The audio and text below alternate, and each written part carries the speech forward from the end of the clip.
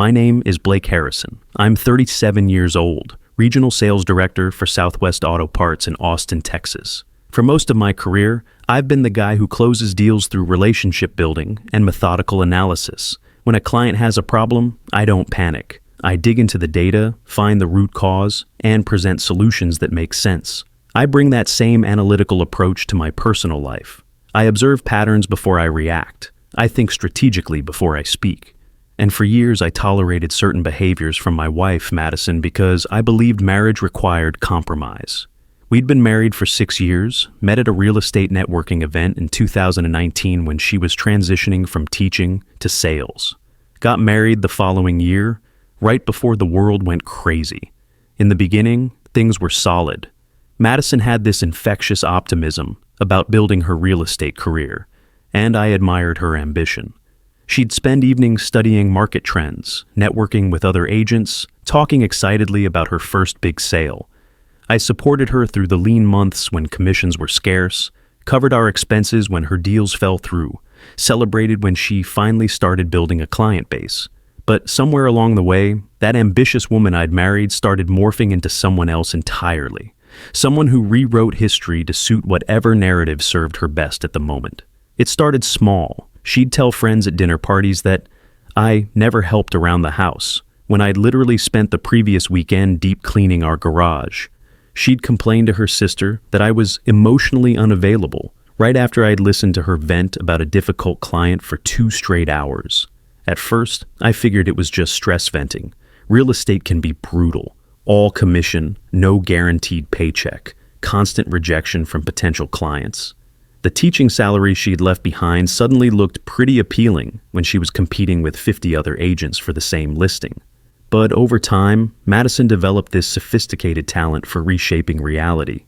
She could take a simple disagreement about weekend plans and transform it into an epic tale where she was always the victim, always overwhelmed, always carrying more than her fair share of our marriage. Her stories had character development, dramatic tension, even plot twists that somehow made me the villain. I started noticing the pattern during our monthly dinners with Ryan Cooper and his wife Jennifer. Madison would launch into these elaborate stories about my alleged shortcomings, complete with theatrical sighs and meaningful glances at Jennifer that said, "You understand what I'm going through with these men, right?" The irony was rich. Here I was managing a $50 million sales territory, mentoring junior reps, consistently hitting my targets quarter after quarter. But according to Madison's dinner theater, I was some kind of domestic, deadbeat who couldn't handle basic adult responsibilities. Ryan, bless him, would just raise an eyebrow and change the subject. But I could see him filing away the inconsistencies between the Blake he worked with every day and the caricature Madison was painting for entertainment value. I didn't call her out on these performances because, honestly, I thought they were harmless. Let her blow off steam with creative storytelling. Let our friends think whatever they wanted to think. I had quarterly numbers to hit and a team to manage. I didn't have time for marriage politics. Looking back, that was my first mistake. I treated Madison's reality distortion like background noise instead of recognizing it as reconnaissance for something bigger. The second mistake was assuming that someone who'd lie about small things wouldn't escalate to larger deceptions. In sales, we call that failure to recognize buying signals, missing the obvious indicators that a prospect is planning to take their business elsewhere. Madison had been planning to take her business elsewhere for months. I just hadn't been paying attention to the data. It all exploded on a Saturday afternoon in late September 2025 during our company's annual family BBQ at the corporate park. Southwest Auto Parts always went big for these events. Outdoor pavilion, full catering, activities for kids. It was part networking, part team building, part showing appreciation for families who put up with our travel schedules and quarterly pressure. I actually looked forward to these gatherings. It was one of the few times my colleagues got to see the human side of the guy who usually communicated through spreadsheets and PowerPoint presentations. Madison usually enjoyed them too, or at least she had in previous years. She'd work the crowd like a politician, collecting business cards from wives who might need real estate services, networking her way through conversations about Austin's housing market. But this year felt different from the moment we arrived. Madison's energy was off, agitated, purposeful, like she was building towards something. She moved through the crowd with unusual intensity, leaning in close to people, whispering, gesturing with a kind of animated body language that suggested serious conversation rather than casual socializing. I was standing near the grilling station with a beer, talking shop with Ryan Cooper and Steve Rodriguez about our third quarter numbers, when I noticed her circulating like she was conducting some kind of informal survey. She'd approach a group, engage in conversation for 5 minutes, then move on to the next cluster of people. "Madison seems energetic today," Steve commented, watching her work the crowd. Ryan nodded but didn't say anything, just took a sip of his beer and kept watching. Ryan had developed an almost supernatural ability to read people's motivations, probably came from years of analyzing client behavior patterns for potential fraud indicators. "Yeah," I said. "She's been talking about expanding her network lately, probably working some leads." But even as I said it, something felt wrong. Madison wasn't networking. She was campaigning. And I was starting to suspect I knew what the campaign was about. Then she did it. Without warning, she positioned herself in the center of our group, colleagues, their spouses, some of their kids nearby, and launched into what I can only describe as a calculated performance. She told everyone that I didn't pull my weight at home, that I wasn't the financial provider I claimed to be, that she was carrying our entire household on her shoulders while I coasted on past success. Every sentence was weaponized. Every word was designed to cut me down in front of people who signed my performance reviews. I stood there, silent, feeling that familiar corporate poker face snap into place while humiliation burned in my chest. The worst part wasn't just the lies. It was watching my colleagues' faces. These were people I'd worked with for years, closed million-dollar deals with, built genuine professional relationships with. And here was my wife, systematically dismantling my reputation like she was giving a quarterly performance review to a failing employee. Karen Walsh, my boss, looked genuinely uncomfortable. Steve and Ryan exchanged glances that said volumes about their assessment of the situation. Other colleagues suddenly found their phones very interesting, probably wondering if they should pretend they hadn't heard what was obviously a private marital dispute being aired in the most public way possible. And then Madison dropped the nuclear option. She said she was seriously considering leaving me because she couldn't handle being married to someone who talks a big game but never delivers. She made it sound like I was some kind of deadbeat who'd tricked her into marriage with false promises of financial stability. The pavilion went quiet except for the distant sound of kids playing and the hum of the industrial-sized grills. It was that special kind of silence that occurs when someone crosses a line so dramatically that everybody else stops breathing for a moment. If you've ever been publicly humiliated in a professional setting, you know that specific breed of rage that comes with it. It's not just personal, it's career suicide by proxy. Your spouse basically just told your boss and coworkers that everything they thought they knew about your character was wrong. What nobody at that BBQ knew, what I was only beginning to piece together myself, was that Madison had a very specific reason for that theatrical performance. She wasn't just venting about marital problems or having some kind of emotional breakdown. She was constructing a public narrative to cover her tracks, because someone had been digging into our credit card statements, and what they'd found was about to change everything. That someone was Ryan Cooper. 3 weeks earlier, he'd been handling the company credit card reconciliation for our department, one of those mundane administrative tasks that gets rotated among senior staff.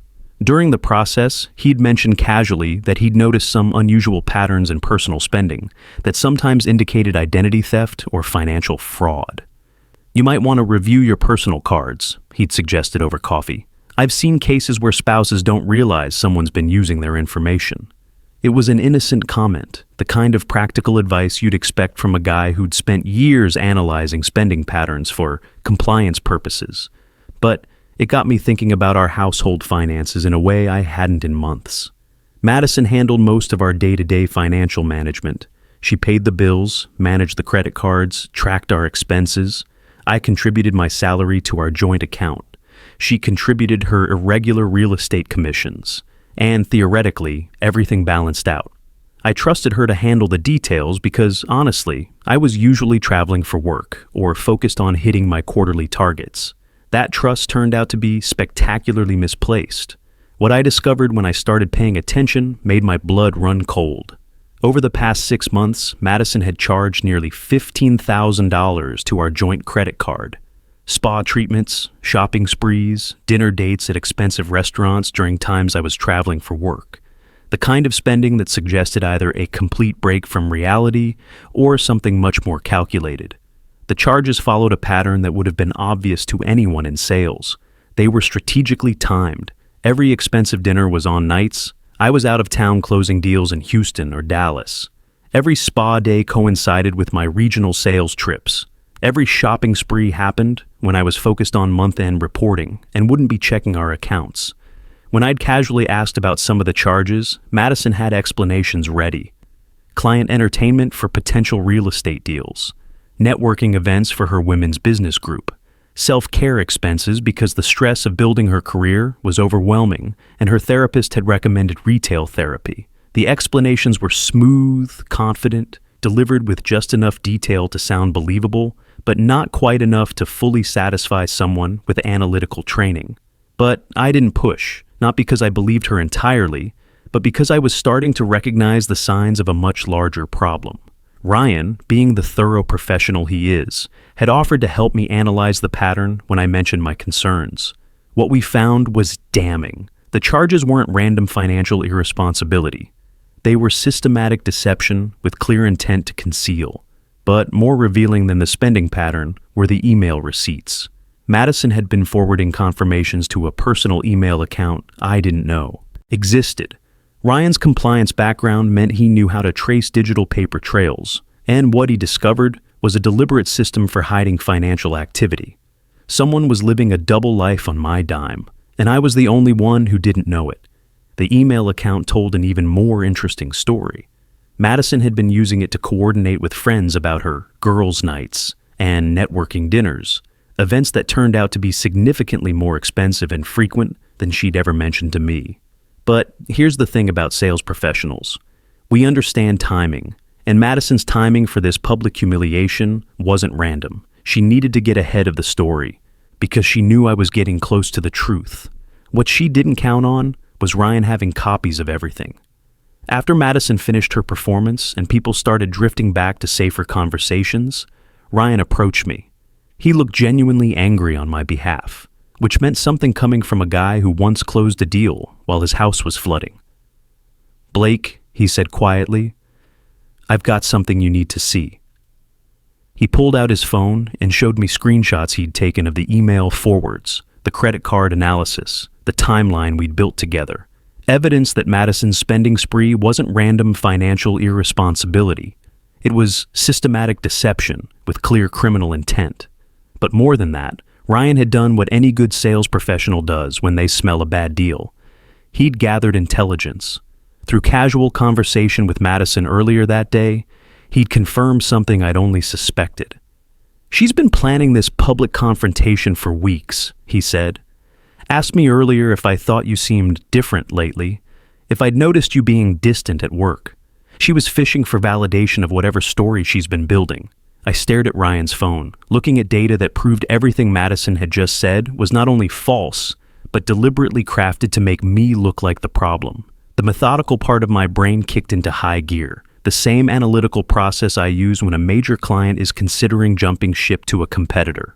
In sales, when you catch a competitor spreading false information about your product, you don't throw a tantrum or get emotional. You present better data. You let facts speak louder than accusations. You make your case so convincingly that the lie collapses under its own weight and takes the liar's credibility down with it. The beautiful irony wasn't lost on me. Madison had spent months learning the art of deception, but she'd made one critical error. She'd tried to con a professional who specialized in exposing inconsistent stories. I made a decision that felt as natural as breathing. "Ryan," I said, "can I borrow your phone for a minute?" He nodded, understanding immediately what I was thinking. In our business, we call it flipping the script, taking control of a narrative that's spinning against you and redirecting it toward the truth. I walked back to the group, phone in hand. Madison was holding court near the dessert table, still basking in the sympathy she'd manufactured from colleagues' wives who'd bought her victim story completely. She looked radiant, energized by the attention, probably feeling like she'd successfully gotten ahead of whatever financial discovery I was bound to make eventually. Karen Walsh was nodding sympathetically, while Madison explained how exhausting it was to be married to someone who couldn't handle adult responsibilities. Steve's wife Jennifer was making appropriate supportive noises about how hard it must be to carry the whole relationship alone. It was actually impressive in a sociopathic way. Madison had managed to turn a room full of successful professionals into her personal support group for a completely fictional crisis. I didn't interrupt dramatically. I just waited for a natural pause in the conversation, then stepped into the circle with the same calm authority I use when presenting quarterly reports to skeptical clients. "Since we're talking about honesty and financial responsibility," I said, my voice carrying that steady tone that made junior sales reps pay attention, "I think everyone should see this." I placed Ryan's phone on the table, screen displaying the credit card analysis we'd built. Clear, documented, undeniable evidence laid out in the kind of forensic breakdown that would make any CFO proud. I didn't say another word, didn't need to. The data spoke for itself, and in a crowd of business professionals, data always trumps drama. People leaned in. One by one, they absorbed what they were seeing. Dates, amounts, timeline analysis, pattern recognition. The kind of financial forensics that told a story more convincing than any theatrical performance. The effect was immediate and devastating. Madison's face went from confident to confused to pale in the span of about 30 seconds. She tried to laugh it off, said something about taking things out of context, but her voice cracked like a teenager caught sneaking out. Karen Walsh, who hadn't gotten to be VP by missing important financial details, studied the timeline with the focus she usually reserved for budget reviews. Other colleagues passed the phone around, each seeing the mathematical precision of Madison's deception laid out in black and white. Steve Rodriguez, who'd been in sales long enough to recognize a con when he saw one, just shook his head slowly and muttered, "Jesus Christ, Madison." The beautiful thing about presenting factual evidence to analytical people is that they don't need interpretation. They can read spreadsheets. They understand patterns. They recognize deliberate deception when it's documented with timestamps and dollar amounts. Madison tried to deflect, reaching for the phone like she could somehow make the evidence disappear. But Lisa Palmer, whose husband, James, had been listening to the whole thing, held it out of reach with the protective instinct of someone who just watched a friend get sucker punched. "Madison," Lisa said quietly, "these numbers don't lie." The facade Madison had spent the entire day building crumbled in real time. The same colleagues who'd been giving me sympathetic looks 5 minutes earlier were now staring at her with something between disappointment and disgust. You could practically hear the sound of professional relationships disintegrating. She turned to Ryan, voice breaking. "Why would you do this? This is private family business." But Ryan, God bless him, had that same steel I'd seen him use when clients tried to back out of signed contracts after discovering they'd been overcharged by competitors.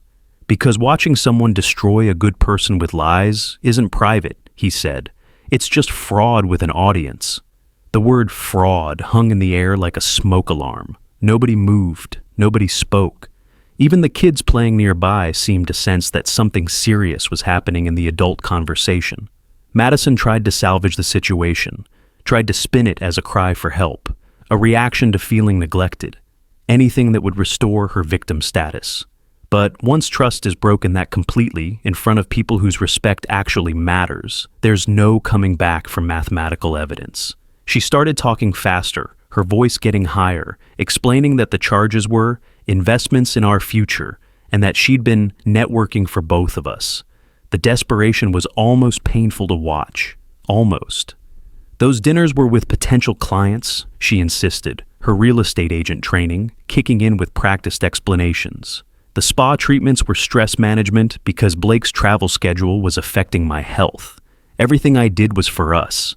But Karen Walsh, who'd been quietly reviewing the timeline on Ryan's phone, looked up with the expression she usually reserved for sales reps who'd been padding their expense reports. "Madison," she said in that calm, professional voice that meant someone was about to get terminated, "these charges show a pattern of deliberate concealment. You forwarded receipts to a secret email account. That's not stress spending. That's premeditated deception." The word premeditated hit like a gavel. Suddenly, this wasn't just marital drama anymore. It was a criminal justice discussion happening at a corporate picnic.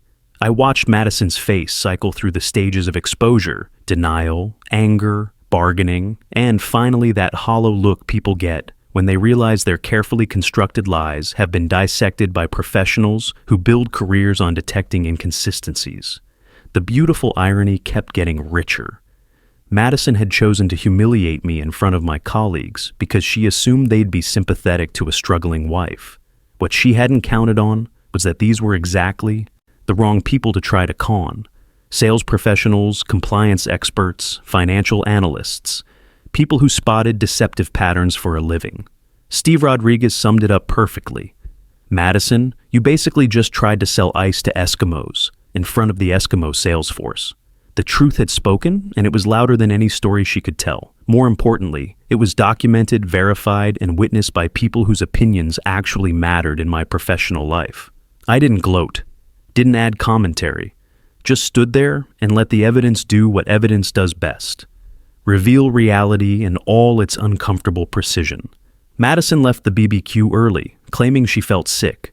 I stayed, finished my conversation with colleagues, helped clean up like always. Professional consistency, even in personal crisis. Several people approached me quietly to express support and apologize for believing her initial story. The drive home was silent except for the hum of Austin traffic and Madison occasionally sniffling. When we pulled into our driveway, she finally spoke. "Blake, I can explain everything. It's not what it looks like." I turned off the engine and looked at her, really looked at her, for the first time in months. This woman I'd shared 6 years of my life with, who just tried to destroy my professional reputation to cover her own criminal activity. "Madison," I said, "it's exactly what it looks like, and we both know it." She tried one more angle, the desperate play of someone who'd run out of believable stories. "I was going to tell you about the spending. I was just waiting for the right time.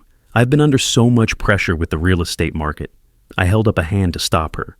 "You had 6 months to tell me. Instead, you created a secret email account to hide receipts, spent $15,000 without my knowledge, and then tried to publicly destroy my character to get ahead of the discovery. That's not pressure, Madison. That's fraud." The word hung between us like a signed contract. No ambiguity, no room for interpretation. Just legal reality spelled out in terms any real estate agent would understand. By Monday morning, I was sitting across from Andrew Mitchell, the corporate attorney who handles contract disputes for Southwest Auto Parts. I'd called him Sunday night, explained the situation, and scheduled an emergency consultation. Andrew went through everything with the methodical precision I'd come to expect from lawyers who deal with high-stakes commercial litigation. The credit card analysis, the email evidence, the timeline of concealment, the public humiliation documented by multiple witnesses. "This is textbook financial fraud within marriage," he said, making notes on his legal pad. "Clear intent to deceive, systematic pattern of concealment, deliberate misrepresentation of expenses for personal benefit." He leaned back in his chair with the satisfied expression lawyers get when they see a case that practically argues itself. "The public humiliation aspect actually works in your favor," he continued. "She created witnesses to her own deceptive behavior. Your colleagues can testify that she attempted to blame you for financial problems she was actively creating behind your scenes." Andrew laid out my options with corporate efficiency. Immediate freeze on joint accounts to prevent further unauthorized charges. Legal separation to establish clear timeline and protect assets. Full forensic accounting to determine total damages and establish pattern of criminal behavior. "How quickly can we move?" I asked. Andrew smiled the same way he did when we were about to close a favorable contract negotiation. "I can have account freezes in place by end of business today. Separation papers filed by Wednesday. Full financial audit completed within 2 weeks. And given the evidence you've provided, I suspect your wife's attorney will recommend settlement rather than discovery." For the first time in months, I felt like I was playing offense instead of defense. Madison had spent half a year planning her deception, but she'd made one critical error. She'd tried to outmaneuver someone whose job required detecting exactly this kind of systematic fraud. The aftermath moved with corporate precision, joint accounts frozen by Tuesday afternoon. Madison couldn't charge another dollar without my signature. The look on her face when her card got declined at that expensive salon she'd been frequenting was, according to a mutual friend, absolutely priceless. But the real comedy gold came from watching Madison try to explain to her real estate colleagues why she suddenly couldn't afford her usual networking lunches. Apparently, she told people I was being financially controlling during our separation. The irony was so thick you could serve it at a barbecue. The financial audit revealed the full scope: $15,000 in unauthorized charges over 6 months. Systematic concealment of expenses. Clear pattern of deception designed to fund a lifestyle I'd never agreed to support. But Andrew's forensic accountant found something even more interesting. Madison had been planning this for almost a year. Hidden in her secret email account were conversations with divorce attorneys from 8 months earlier, long before our marriage hit any serious rough patches. She'd been researching asset protection strategies, asking about spousal support calculations, building her exit strategy while still sharing my bed and spending my money. The professional consequences for Madison were swift and brutal. The Austin real estate community is smaller than people realize, and word travels fast about agents who can't manage their own finances. When potential clients Google your name and find court documents about credit card fraud, the luxury home market suddenly becomes very competitive. Meanwhile, something unexpected happened at Southwest Auto Parts. 3 weeks after the BBQ incident, Karen Walsh called me into her office. "Blake," she said, "I've been watching how you handled this situation. Professional composure under extreme pressure, methodical problem solving, grace under fire. That's executive-level thinking." She offered me the VP of sales position for the Western region, $125,000 annually, full benefits package, management of 12 regional directors across 4 states, company car, and a corner office with an actual window. The irony wasn't lost on me. Madison had tried to destroy my professional reputation to cover her financial deception. Instead, she'd demonstrated to my colleagues exactly the kind of character I actually possessed under pressure. "There's one more thing," Karen added with a slight smile. "The position comes with a signing bonus, $15,000. I had to appreciate the cosmic justice of that number. By November, the legal settlement was final. Madison agreed to repay the $15,000 over 18 months, plus legal fees. The house sold quickly in Austin's hot market, proceeds split equally after debts were settled. Madison's attorney had advised her to settle quietly after reviewing the evidence. Apparently, when your client has documented their own fraud in writing and performed their confession in front of witnesses, plea bargaining becomes the only rational strategy. I moved into a downtown high-rise apartment with floor-to-ceiling windows overlooking the city skyline. Clean, modern, mine. For the first time in years, I could breathe without wondering what story was being told about me behind my back. Madison tried to rebuild her career in Dallas, but the real estate community has an excellent gossip network. When your reputation includes financial fraud and public humiliation at corporate event, the high-end market becomes remarkably competitive. I ran into her 6 months later at a conference in Houston. She looked different, smaller somehow, without that aggressive confidence she used to project. She approached me during a break between sessions, probably hoping enough time had passed for some kind of reconciliation conversation. "Blake," she said quietly, "I want you to know I'm sorry. I never meant for it to get so out of hand." I looked at her, this woman I'd shared 6 years of my life with, and realized I felt nothing. Not anger, not satisfaction, just the empty space where strong emotions used to live. "I believe you're sorry," I said. "But sorry doesn't change the math, Madison. And it doesn't change who you chose to be when you thought you could get away with it." She nodded, tears in her eyes, and walked away. That conversation gave me something I hadn't expected: closure. Not because she apologized, but because I realized I'd already moved on.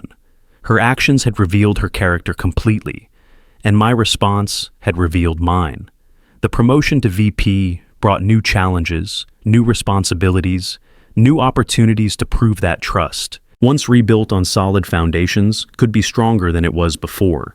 My team respected me not just for my sales numbers, but for how I'd handled personal adversity without letting it affect my professional performance. Looking back, that company BBQ was the best thing that ever happened to my career. Madison's calculated attempt to humiliate me in front of colleagues backfired so spectacularly, it should be taught as a case study in strategic communication failure. Instead of destroying my reputation, she'd given me an opportunity to demonstrate grace under pressure in front of the people whose opinions actually mattered. The contrast between her theatrical victim performance and my methodical evidence presentation told them everything they needed to know about our respective characters.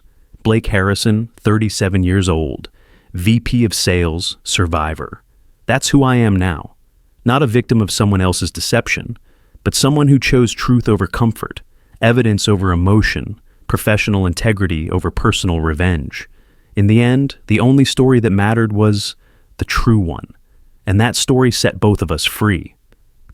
Madison to face the consequences of her choices, and me to build something better on the foundation of honesty she'd tried to destroy. Sometimes the best revenge isn't revenge at all. It's living well, succeeding honestly, and letting the truth speak for itself. Because lies require constant maintenance. But the truth stands on its own, solid as bedrock, reliable as compound interest. And in a world full of people trying to rewrite reality to suit their narrative, being someone who deals in facts instead of fiction isn't just refreshing, it's profitable. The truth won. It always does, eventually. You just have to be patient enough to let it work.